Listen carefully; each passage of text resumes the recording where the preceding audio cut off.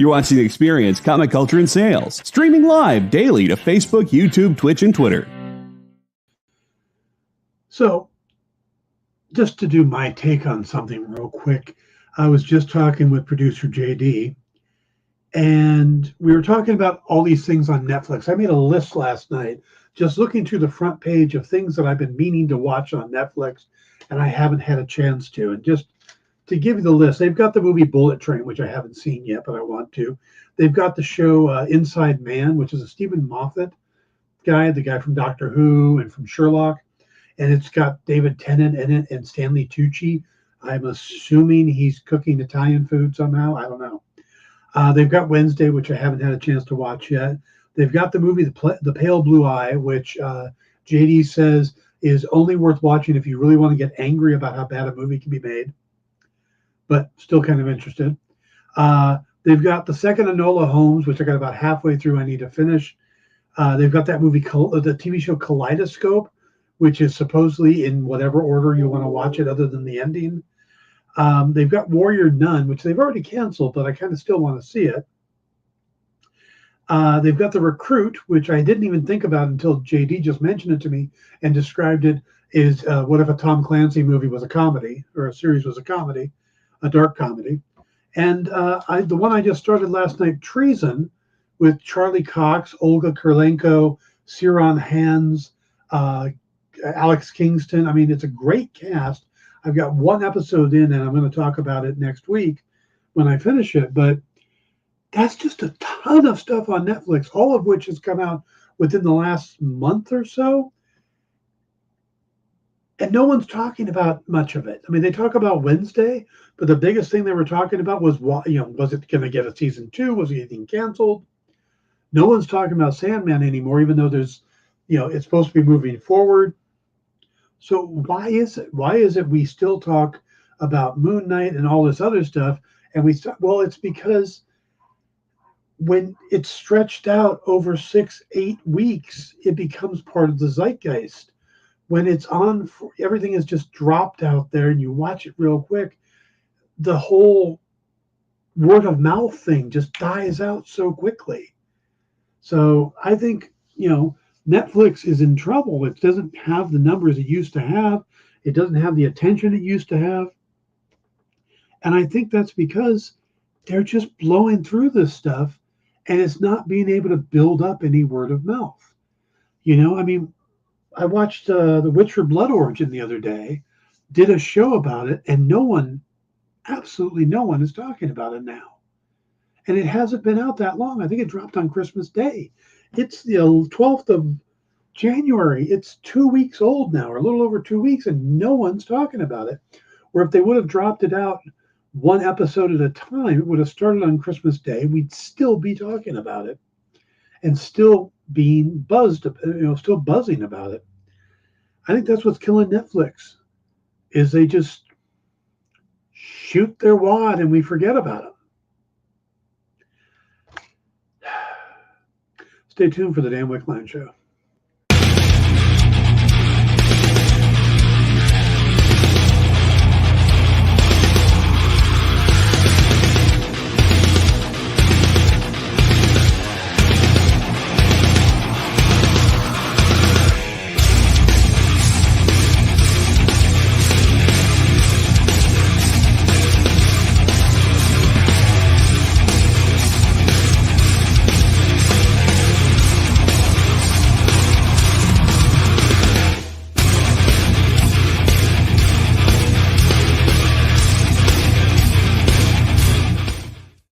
Hey everybody, welcome to the Dan Wickline Show here on The Experience. It is January 12th, 2023. Isn't that weird to say, 2023? Man. Let's see. Hello to Cool, John, Ed, and Triple B. Good to see you guys. Glad you could get over here. Ed, the whole Sandman thing is really kind of confusing. I've heard that it has been renewed, but I don't know. It's kind of all over the place right now. I haven't seen an official announcement, but like Gaiman came out yesterday and said the show is perfectly safe over at Netflix with all the cancellations going on. Netflix would be stupid not to renew it because, I mean, that and Wednesday are the only things that people talked about on the show. Like I said, I've read that list. How many of these things have you guys seen other than Wednesday and Sandman? Have you seen The Recruit? Have you seen Treason? It's Charlie Cox. We're all talking about Charlie Cox because of Daredevil. You think we'd go, hey, Charlie Cox is in this, along with the girl that plays Taskmaster. Ciaran Hand, who was in Ghost Rider. Alex Kingston from Doctor Who. It's a great cast. It's all about a guy who is a assistant deputy of the MI6. When the head of MI6 gets poisoned, he gets bumped up to running MI6, and then you find out there's a bunch of stuff behind it, and it's all part of his past. Triple B says Pale Blue Eyes was meh. Ed says he hasn't watched Wednesday yet. It's on my list. I mean, literally, I have a list. That's my list.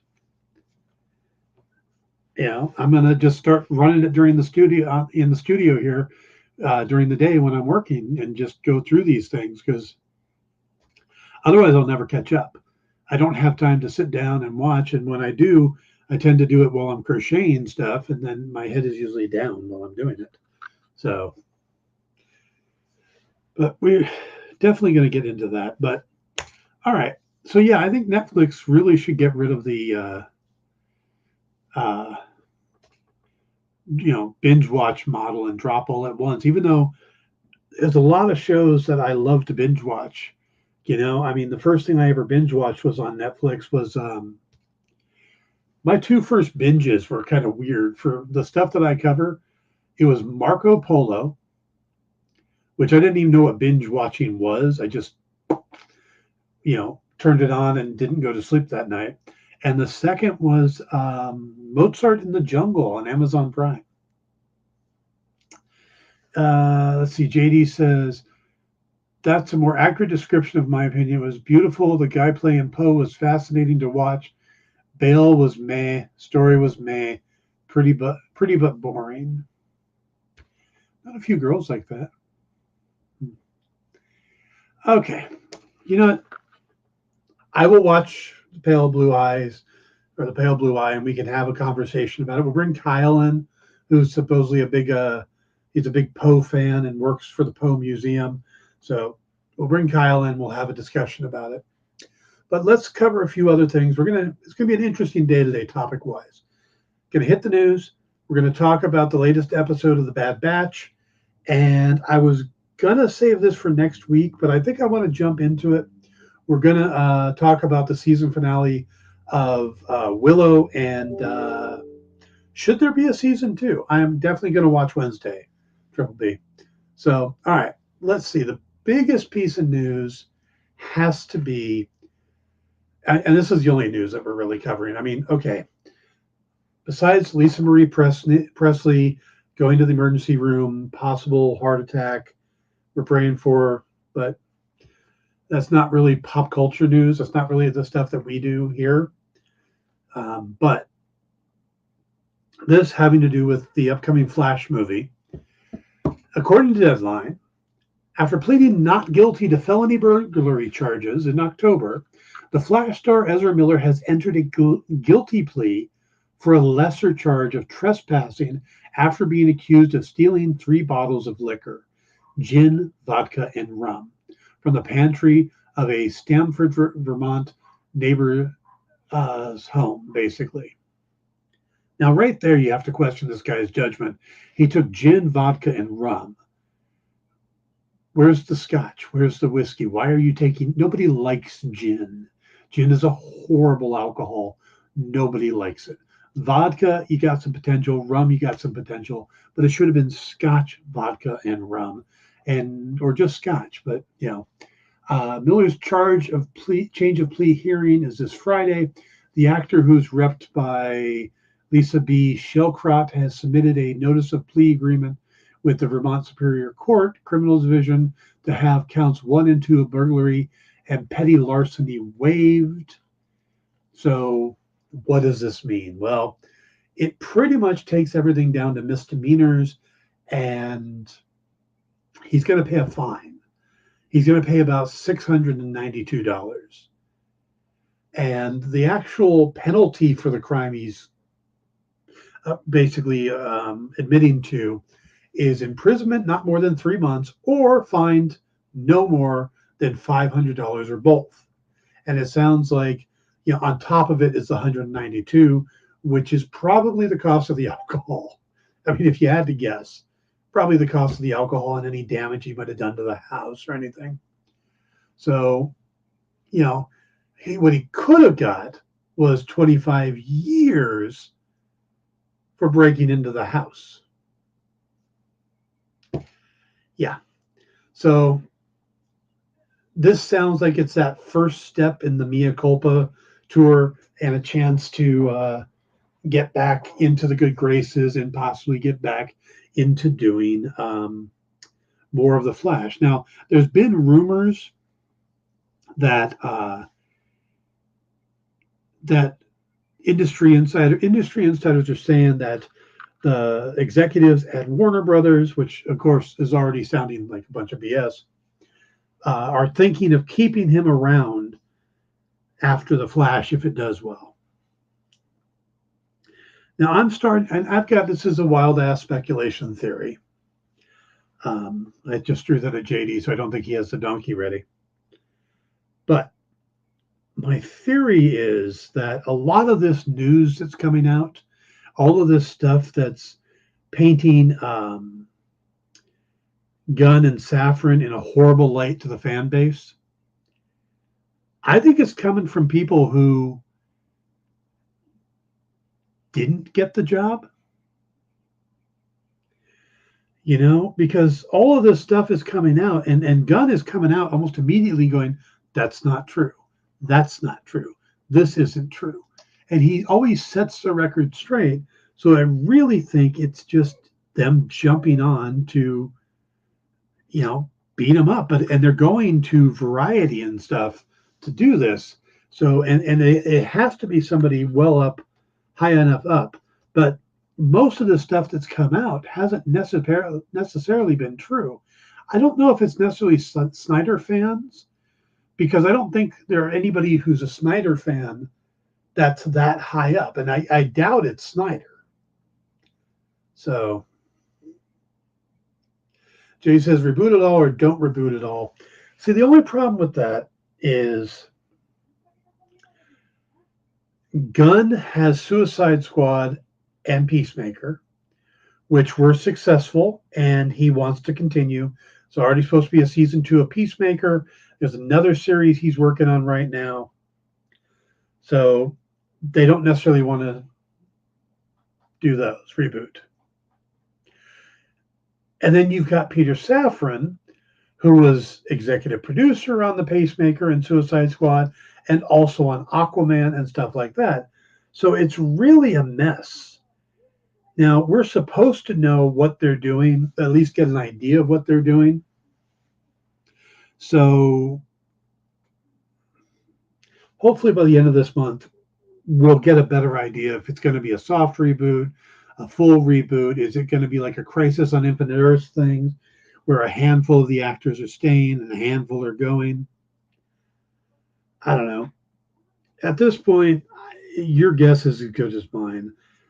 I would go for a full reboot myself. I gave you guys the actors I would use, because just, tear it down, start over. But while doing that, you're tearing down some of Gunn's work and Safran's work, and they're the guys in charge. So Jay says, if you keep Miller and got rid of Cavill, not a big vote of confidence there. No, I agree. And I can't see how they can possibly keep Ezra Miller at this point. I don't think it's possible. Ed says, do you think maybe they haven't made a decision yet? I think they have on a lot of this stuff. I don't think they're going to keep Miller, but I think they're going to keep quiet about it as long as they can, because they got this movie coming out, and that's the other thing is, even if they do wholesale changes and reboot everything, I think the last thing they want to do is come out and say they're doing that, because you have what, Shazam, the Flash, the Blue Beetle movie, and the Aquaman movie that are all dependent on people coming out and seeing them, because they need money. Warner Brothers is struggling, and if these movies bomb, there may not be a Warner Brothers, and they might end up having to sell again. So, and soon Disney will end up owning the DC universe, or Apple. Do you really want Apple owning DC? Then we have to get Apple Plus, and I really don't want another streaming service. So, yeah, they're going to hang on to Miller. They won't say they're hanging on. They won't say one way or the other until it actually happens, because they want the movie to come out. Just like they probably won't say anything about Jason Momoa until after the movie comes out. So it's just this horrible time to do it. Ed says, I thought that for sure they were going to Batgirl, the Flash movie. I don't see how Miller's Flash movie is going to help anything, especially if they wanted a reboot. They could use it as the source of the reboot. If they want to do a partial reboot, they could treat it like Crisis, because they're basically doing Flashpoint. The difference is they spent 80 or 90 million on Batgirl, and they could get a tax write-off on it of almost an equal amount. They could use that as a tax write-off. They wouldn't be able to get that big of a tax write-off on the Flash.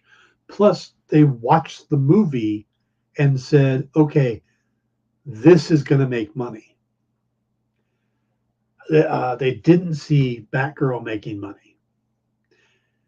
They saw Blue Beetle making enough money that they moved it up into a theatrical release. You got to remember that both Batgirl and Blue Beetle were put together under the previous regime that were making movies specifically for HBO Max. That stopped. They're not doing that anymore. So the movie had to be big enough that it's going to make money at the box office, or it wasn't any good to them. They had two to choose from, and they thought Blue Beetle was good enough and that Batgirl was not. Let's see, where are we going? Jay says, I say it this way, and so chat is sound wrong, but Gunn's here to make movies, not necessarily please fans. Ed says, so Batgirl was going to be an HBO Max thing? I didn't know that. Yeah, both Batgirl and Blue Beetle were meant to be lower budget movies that were going to be on HBO Max. They were originally made for 80 million, and they had to bump it up another 10 million to make Batgirl. And then on top of that, once they decide to move it to the theaters, they would have to create a marketing budget to get people in the theater, which would be another 100 million. And they didn't see Batgirl as being able to make $200 million back to cover everything, where they do see Blue Beetle able to. So it's not a personal thing, it's a business thing. And it's the same thing with James Gunn, is he's trying to make the best movies possible, but it's a business. And he's also got dictates from David Zaslav, who has said that everything to him is Superman, Batman, Wonder Woman, and right now it's kind of all over the place. So they're trying to build this 10-year plan, and a 39-year-old actor as Superman, is he going to stick around for 10 years? And do you want a 49-year-old Superman when you're done? Or do you want to find a 30-year-old who's going to be in his 30s for all those 10 years? It's all business, guys. It's not personal. Gunn is, I don't mean to come out and defend Gunn, but I look at him as being between a rock and a hard place. He didn't bring back Henry Cavill. He didn't tell him to go and tell everybody that he was back. This was having to do with the previous regime and Dwayne Johnson. So Gunn has come in and he's had personal meetings with everybody and is talking to them and doing it the best way he can. Now, does it suck? Yeah, I love Henry Cavill as Superman and Gal Gadot as Wonder Woman and Jason Momoa as Aquaman. I like Ben Affleck as Batman. I would have been fine keeping them. I have them on the shelf behind me. Notice who's not up there. Just saying. There's 2 members of the Justice League not up there. That's all I'm saying. So, all right. Let's move on. Let's go ahead and take our first break, and we'll come back and we'll talk about the Bad Batch and Willow. So we'll be right back. Programming on the EXP is made possible by viewers like you, or your local comic shop, or that Kickstarter you backed, or the publisher you like, or comic industry professionals who want to share a message with the world. Really, anyone who wants to advertise with us can. If you're interested in seeing a product you know and love, or are creating, or are publishing, or are involved with, advertised here on The Experience, and having your message shared with our viewers, please reach out by scanning the QR code below or visiting our website and using the contact form.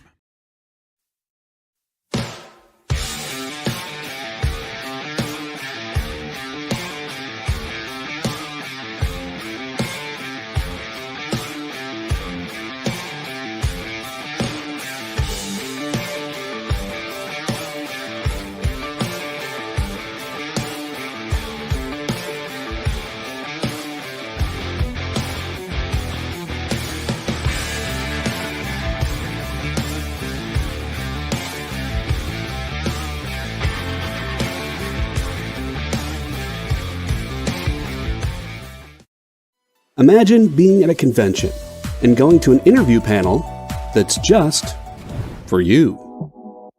No bustling crowds, no hours-long lines, just you, the moderator, and your favorite comic book creators. Well, this is pretty much that. Miss Jen sits down every week with 2 comic book creators for a live stream interview about their latest work, and you can ask them whatever you want. It's Talking Shop, Mondays at 5 Eastern on The Experience, Comic Culture and Sales.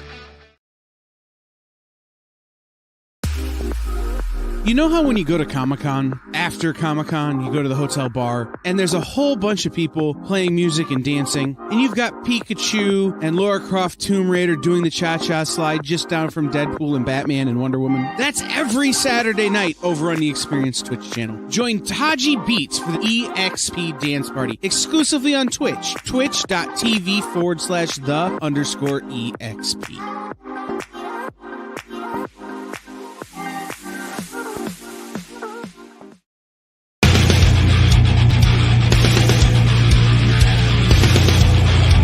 The volume is going to go right back into the show.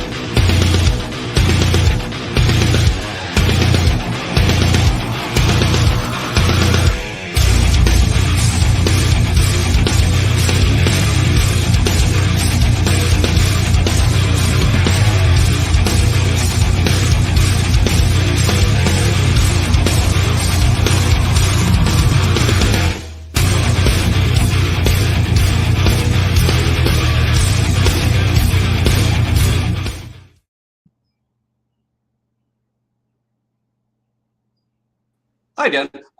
We've been having a problem lately where you don't see the opener playing. Okay. And for some reason, it doesn't mute your mic. And you think you're back on when you're not. So it's happened with it's happened with a couple other shows. So I apologize. Am I back on now? You are on right now. Good to know. Yeah, Jay Burns knows it happened to him on Monday, apparently. Yeah.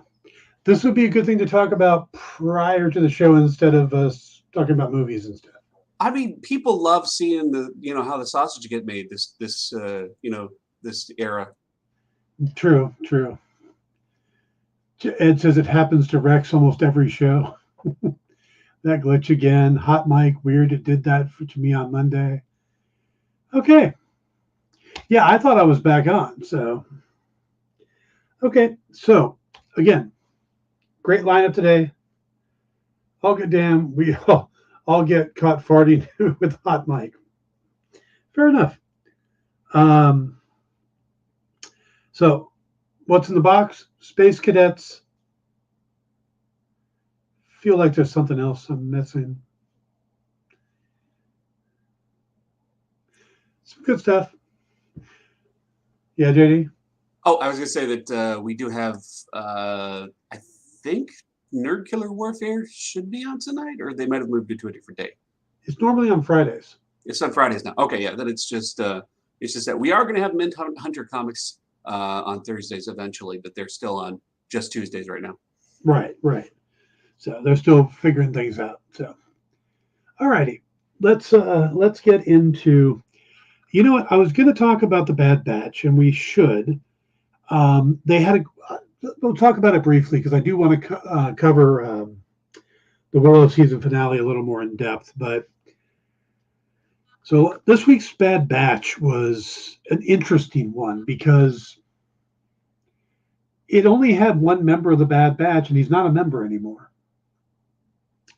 This was an interesting episode because it focused on Crosshair, who is working with the Empire instead of the rest of the team.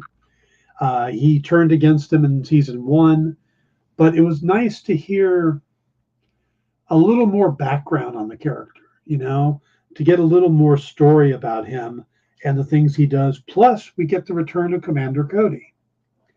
Now, I'm always fascinated by the use of Commander Cody because I think of Commander Cody as the old-time matinee show guy and radio show guy. So every time I hear Commander Cody, it's like,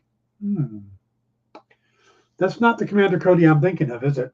So, but this whole episode it highlights Crosshair, and he's working with Cody and a group of clones, and it's all set on this planet that is basically refusing to give in to the Empire, but is like, look, we aren't part of the Empire. We're not part of that group. We declined it, so leave us alone, go away.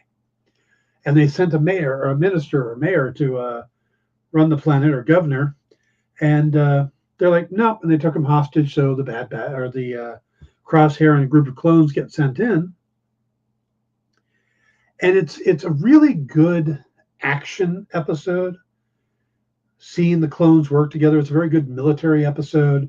Crosshairs gets to be the sniper that he is, shows his technique and stuff, his battle senses, and then it also highlights Commander Cody well. But we get to see how things have changed from when the clones were working for what the clones are dealing with now, when they went from being soldiers for what they thought was right and good and peace to now soldiers of oppression. Oh, the Bad Batch? Yeah, it's a Disney Plus thing. It's the second season. It came out, I want to say, May of last year. So it hasn't been that long since it wrapped up. I was covering it on Popco the Writers, and we'll talk about it some on here. But so they're big episodes. I think it's like 16 episode seasons. So, but they're animated. Yeah, it picks up where the Clone Lores left off, and it follows a particular group called Clone Force 99, which are a group of clones that were modified to be specialists at certain things. And when Order 66 happens, most of them rebel against it, except for one who continues being a good soldier, as he says. So, but this was all about Crosshair and getting to know this character more. And you feel for the guy, and also it gives us what happens to Commander Cody, which is interesting because by the end of this, he makes a major decision that changes things for him. But it is an interesting one. But the other thing I've noticed is that we're now 3 episodes in, and it's all about Count Dooku. It's almost like they sat down and went, okay, this season, we're going to make everybody love Count Dooku. That's it. We're fixing Dooku. Besides the name, we can't fix the name. He's still Dooku, which is a horrible name. But we're going to fix him. And that's basically what they've been doing. The first 2 episodes were all about raiding his old castle and collecting the spoils of war, and then getting to see the people that he oppressed on his planet, stuff like that. Where in this one, the girl actually says, Dooku was right that he was fighting against the Galactic Empire. So it is kind of interesting, and that's what Dave Filoni seems to like to do. Dave Filoni, he's a little bit like Kevin Feige in the sense that he listens to fans, listens to what they complain about, and then tries to make it better. Oh, we're going to do this. We're going to put him in this light. We're going to do that. The Clone Wars made the prequels better. So by the time you finish watching the Clone Wars, you look back at the prequels and go, okay, no, that wasn't as bad as I thought. They're better. Okay, yeah. And the stuff he's doing now in the live action all seems to be trying to fix the Force Awakens in those movies. And the line, somehow Palpatine returned. Well, he seems to be going out of his way to fix that part of it. Artist JD says, as much as I adore Christopher Lee, I never understood why Palpatine's apprentice was as old as Dooku was. I don't know if he was... Oh, good question. I'm not sure exactly how that works. We're getting a little bit more of his history, and maybe that's what we're going to find out. Between the Tales of the Jedi series and this, we're getting more on Dooku. So maybe they're going to get around to answering that question. But we know that he was actually a very powerful Jedi and soft, very idealistic. And those ideals are what made him go to the other side. Yeah, he was a well-established master at that point before he switched sides. So when he switched sides, yeah, he wasn't raised as an apprentice. He came over. But I'll be fascinated. Yeah, I'm hoping they do get into that and tell us specifically what it was that made him switch sides. So that's a good question, JD.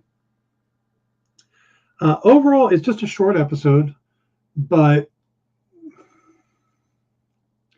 was that Christopher Lee's character or Sam Jackson's? Dooku was Christopher Lee's character. Sam Jackson was Mace Windu.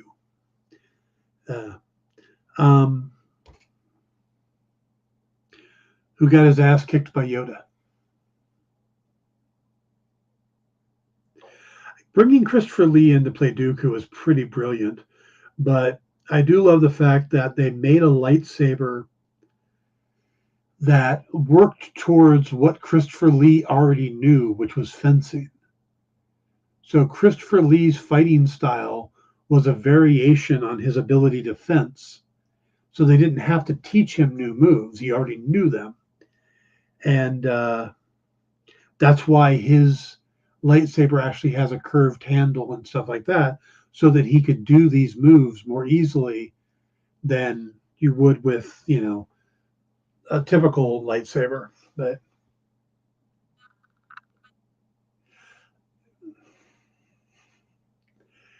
yeah, Christopher Lee casting was very inspired, especially with Peter Cushing having been the OG. Yeah. No, I loved having Christopher Lee in the movie. Jay says he was good at doing those characters, though in Lord of the Rings, it was kind of the same arc. Yeah. So it was brilliant to bring him in. And I love the fact that he's got all these franchises he's part of. you know. And he's also got a metal album, which I think is brilliant. He's got a heavy metal album he released. All right, let's go ahead and move over to Willow. We got a chunk of time we can talk about that. First, I want to talk about the series and how it concluded. And then I want to talk about if there should be a second season. I'll tell you why, but we'll get to that. Willow has been kind of an interesting bag for me. The first episode or two I thought were good. And then the middle episodes, there was 8 episodes total. And I'd say 1 and 2 were good. 3 through 6 felt like we were meandering like crazy. And there really wasn't a whole lot of stakes. There wasn't a whole lot of impetus to do what they were supposed to be doing. It was all very D&D like. You know?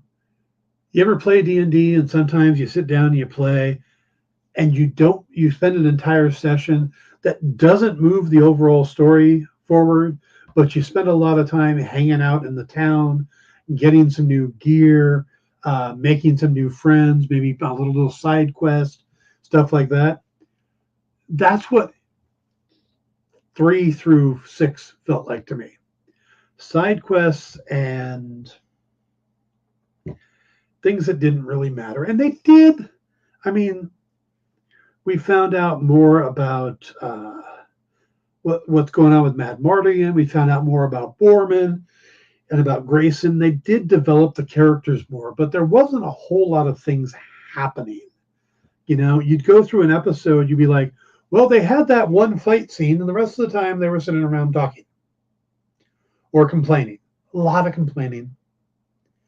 And I know that a lot of people bailed out on the series. And I was close. I really was. And then I saw episode 7, which had a director named Jamie Childs. And it wasn't that it was that different from the little bit of action, a whole lot of talking. But with that, the talking was done during 80s style training montages. And they were all filmed in the volume. And, you know, normally I'm like, yay, let's shoot on location. Let's shoot in the outside and stuff like that. But what they did on the volume and the way they made it all work, just, it looked awesome. They had magic battles and sword fights and stuff, but it was all sparring, and we had this interesting story going on. It was all basically that catch your breath, train up, let's go in for the battle. And since this is taking on basically continuing up an 80s movie, having an 80s training montage makes so much sense. They do embrace where the movie came from. And they embrace the humor. It was definitely the 80s humor and stuff. But one of the things that bothered me was everybody was a smartass. Everybody had the one-liners. My buddy Jim Beard, who I do Pop Go the Writers with, said it was like they would fight and then each in turn would run up to the microphone and say their joke. And that really was what 3 through 6 felt like. Episode 7 wasn't that way. A lot of the silliness was gone, but there was still some quirkiness. And I liked Willow, the original movie, because it was quirky. There was a lot of interesting things going on. And some of it was silly, but it wasn't the characters acting silly. It was silly things happening, like Mad Mardigan getting caught up in a snowball. You know, that wasn't him doing something silly or stupid. That just kind of happened. And they bring that up at one point in the episode tonight, or last night in the new episode, and I thought that was great. But the thing that really changed it for me was, again, the tone shift and the directing of episode 7. That same director did episode 8. So first thing, it looked great. The characters looked heroic. This person, Jamie Childs, knows how to shoot this kind of show. It looked fantastic. Story-wise, again, a lot of quirky humor. It felt more like the original Willow series again, where it kind of strayed for a little bit in the middle.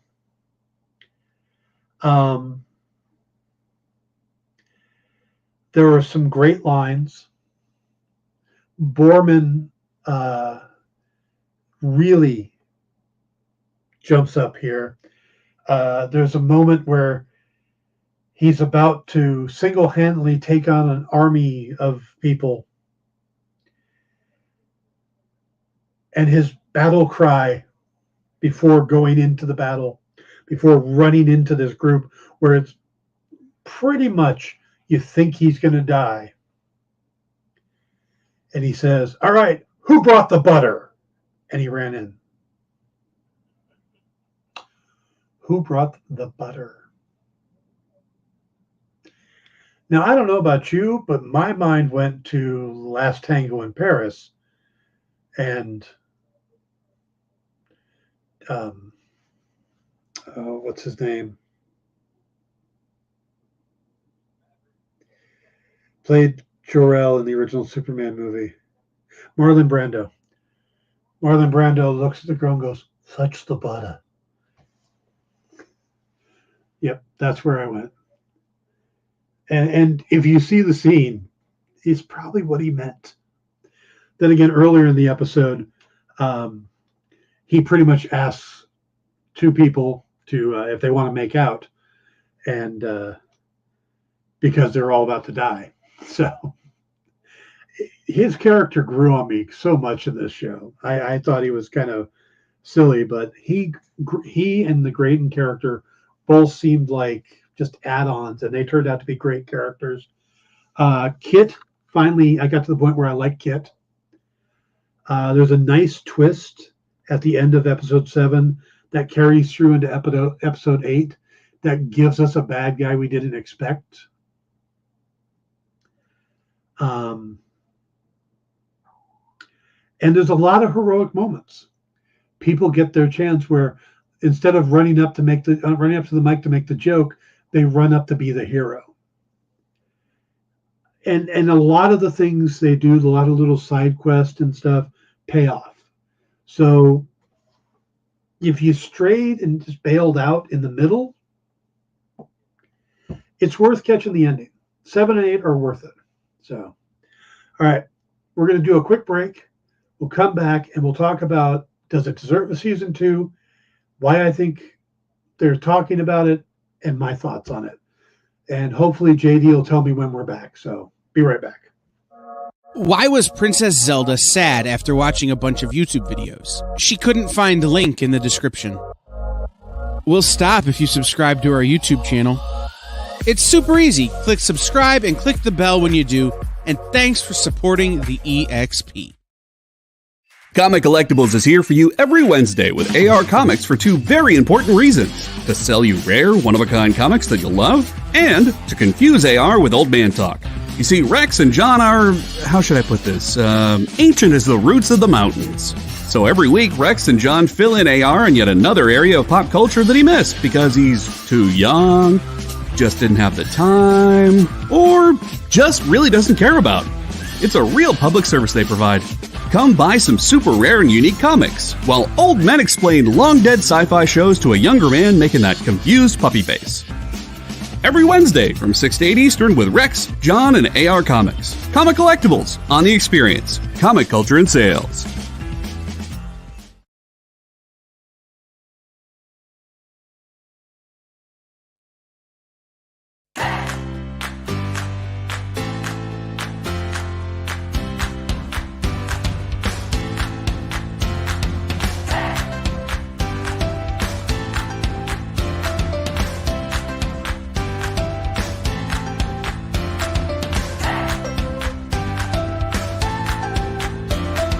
There's something for every imagination at your local comic shop. Visit ComicShopLocator.com to find a store near you. Hello, my name is Julio Anta. I am the writer of Home from Image Comics. You can pick it up anywhere books are sold. It's a 5-issue series, and you're watching me on The Experience.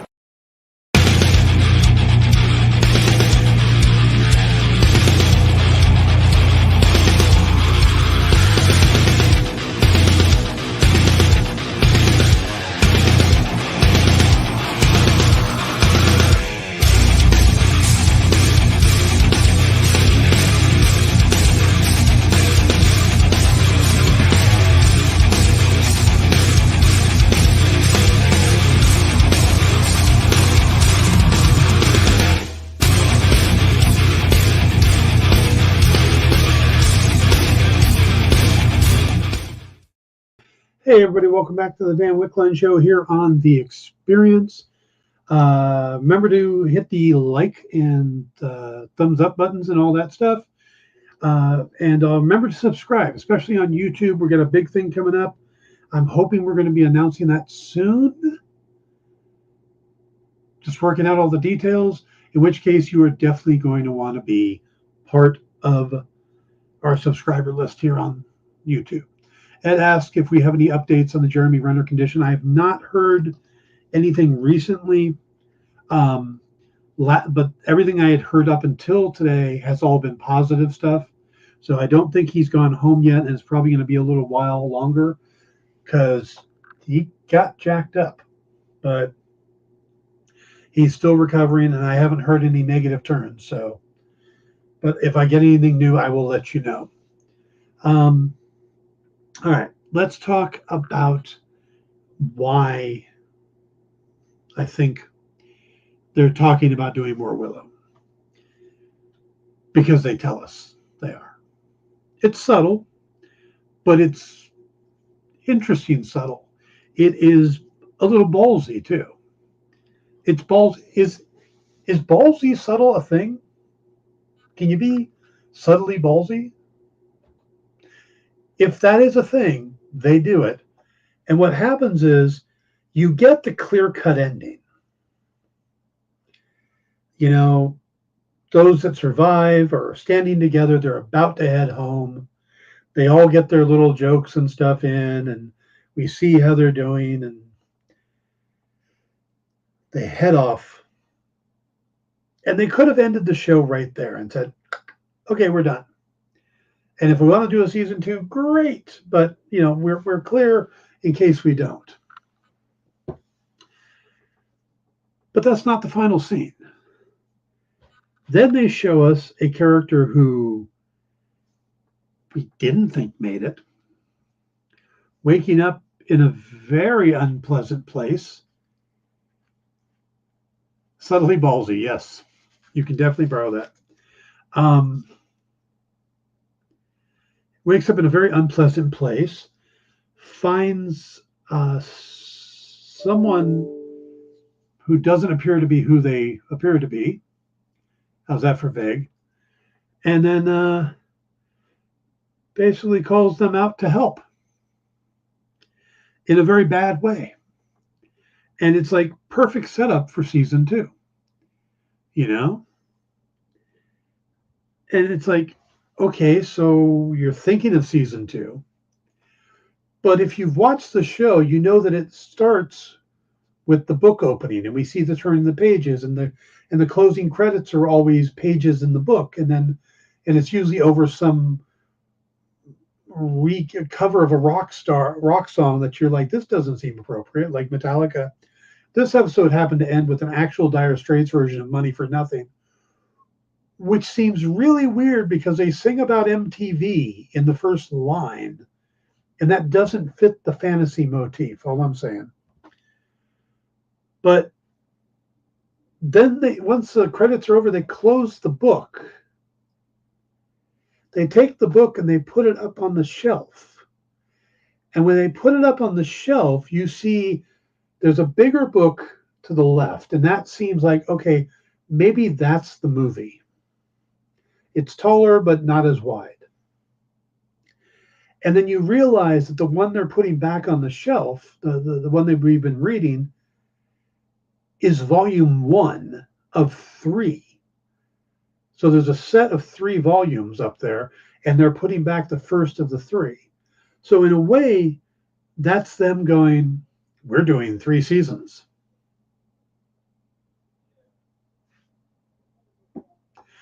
Really? Are you now? That's subtly ballsy. They didn't come out and say Willow will return. They gave us a bit of a cliffhanger, and then they said, "Here, it's the first of 3 volumes." So I like that a lot. A lot of anachronisms in the narrative as well, the way they talk, the clothes they wear. I don't remember denim existing in most of medieval fantasy settings. Yeah, if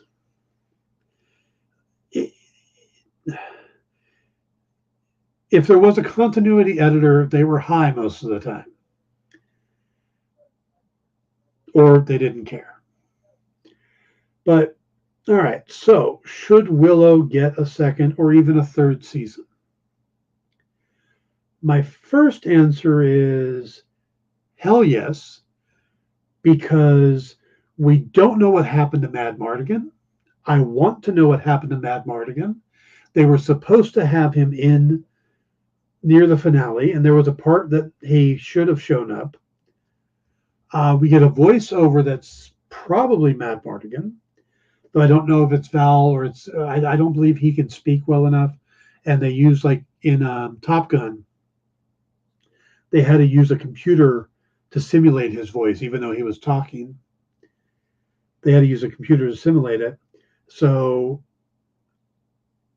I'm thinking it's probably the same case here. But they wanted Val Kilmer to be in it, and he couldn't because of COVID. They couldn't get him over there to film.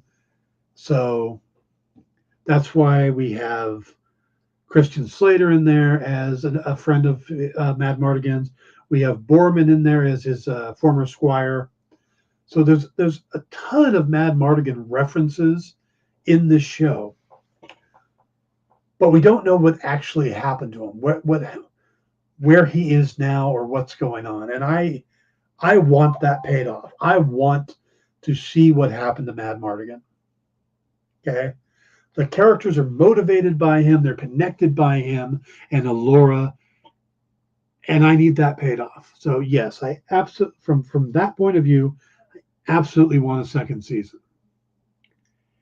If they get the people that did the first 2 episodes and the last 2 episodes to do it, yes, they should absolutely do another season. If they bring back the directors and the writers from the middle ones, which is ironic because one of the writers on, I think, episode 3 was Wendy Miracle, who was the writer and then showrunner on Arrow, which was a show I loved. So it just seemed kind of weird that she was part of that. But